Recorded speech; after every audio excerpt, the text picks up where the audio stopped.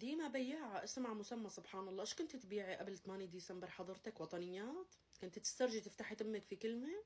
مين حضرتك حتى تعطي آرائك بالشعب السوري؟ ليش محسستيني حالك انك شي خرية كبيرة انا اخاطب بالشعب السوري؟ مين حضرتك اذا اصولك فلسطينية؟ ابوكي فلسطيني، زوجك مغربي، اولادك عربي ما بيحكوا. بس حقك يا اخي، اولادك يعني بالنهاية علويين. نسيتي زوجك تيم حسن العلوي من طرطوس؟ ابوه علوي، علوي بحتي يعني.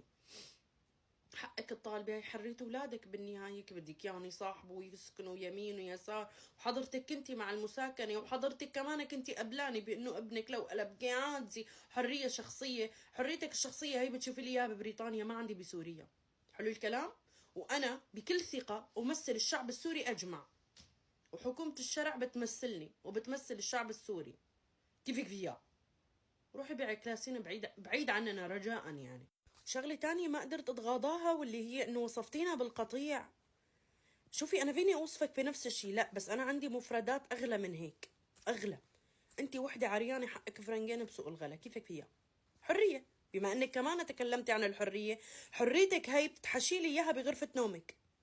حريتك هاي لا تتعدى اصلا غرفة نومك، لانه الكلام اللي عم تحكيه اسمه تحريض ما اسمه حرية.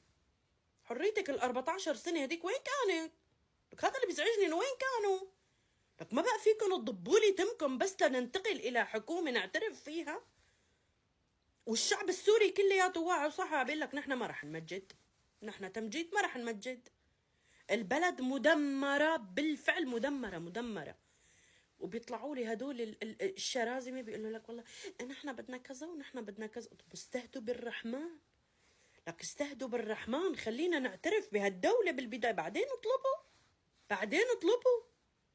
احمد الشرع ابدع بهالكم يوم بس، فما بالك انه لا، هو عم يمشي بطريق صحيح. انا شايفه وحاسه نيته سليمه.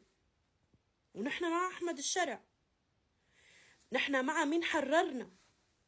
وما بدنا نمجد طاغى. اي طغى؟ ورح يجيك يعني مثل وصفتي لي انه لا تشغل شمعة في جهنم. اي طب ما سوريا كانت جهنم. بشارك طغى.